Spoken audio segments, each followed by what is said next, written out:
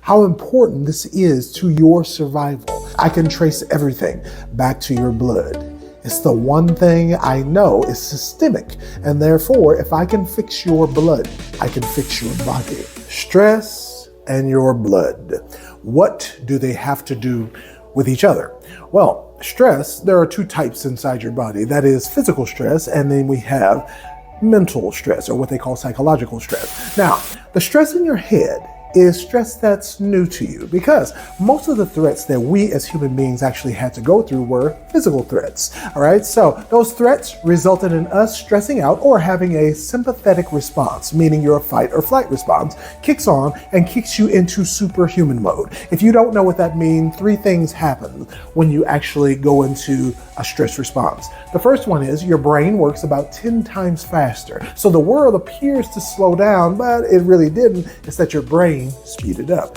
The second one is you feel no pain, meaning that you see in the TV shows where the police officer gets shot when they're chasing somebody and they only realize they've been shot once they look down and the adrenaline is worn off and now, oh my God, I got a gunshot wound. The third thing is you're going to gain the strength of 3 to 10 people all at once for about 30 seconds to 2 minutes, meaning if you're trying to do something extraordinary, like fight or lift a heavy car off somebody who's pinned underneath, that's going to be like there were 3 or 10 other people out there lifting the car with you, but you're only one person, meaning this is a superhuman response. Remember, everybody, once we do this, you are 10 times as strong, potentially.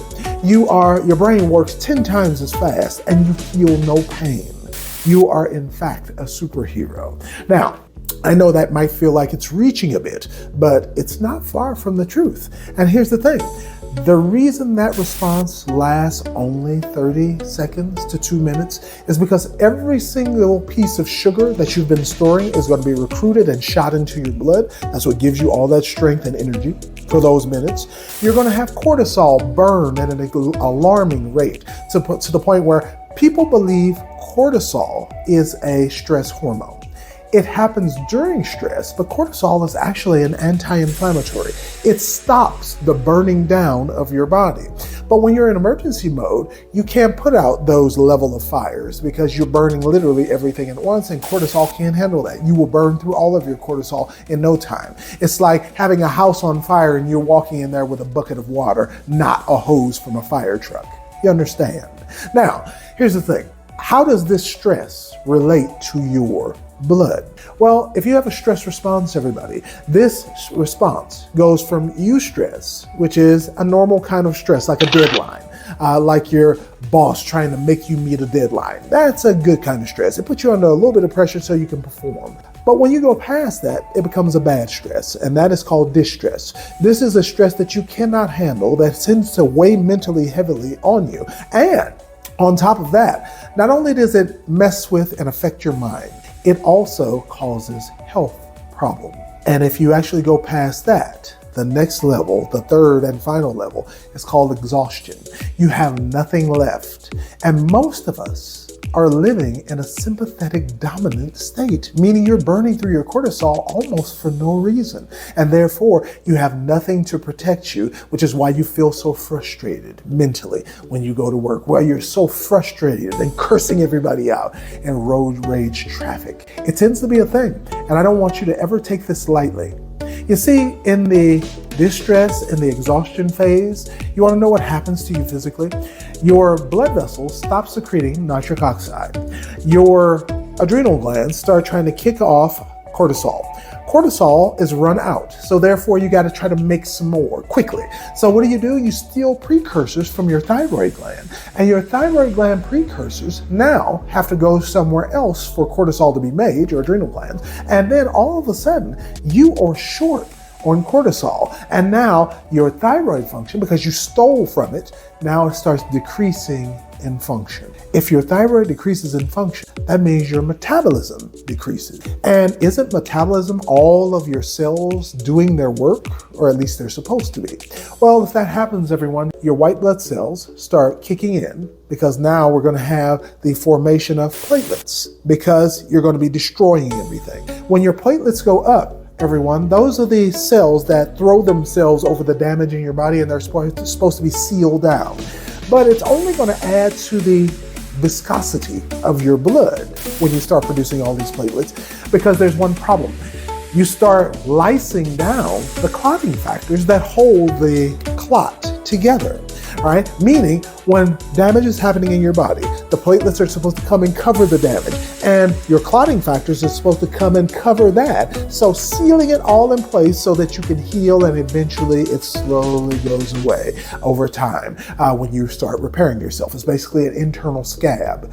But the adhesion never happens, because if you are stressed, you tend to lyse down your clotting factors, your clotting protein. And when that happens, that means that now all you have floating through your blood are sticky platelets that will make your blood thick. It will make your blood clot, even when it's flowing. It's not sitting anywhere. And the problem with stress, everyone, is that it clamps down your blood vessels. And when it does, that means that if your blood is thicker, that means it flows slower, meaning that I now have to squeeze down your blood vessels to increase the flow. Like putting your finger over the end of a water hose, I have to now increase the flow. When I increase that flow, guess what's going to happen to you? Your blood pressure goes through the roof. And if you take a pill to artificially lower that, you can, in effect, kill. And that is not light language. I'm not saying that as a euphemism. It is not a play on words. You can literally die if you have your blood pressure the stress that high, your blood vessels clamp down that much, which will exert more pressure on the wall, which we call blood pressure. And now, if you take a pill to artificially dilate, because that fixes the blood pressure problem, all your vital organs get short blood and you die of malnutrition. You couldn't get the nutrients to your vital organs, and you couldn't get the trash out of your vital organs. So we got them being hit on both sides. When somebody asks, what does stress have to do with my blood? Show them this video. How important this is to your survival. I can trace everything back to your blood. It's the one thing I know is systemic, and therefore, if I can fix your blood, I can fix your body. Now, don't get me wrong, I'm not talking about broken legs. So I can't do anything about that. All right, you do have to go to the hospital for that.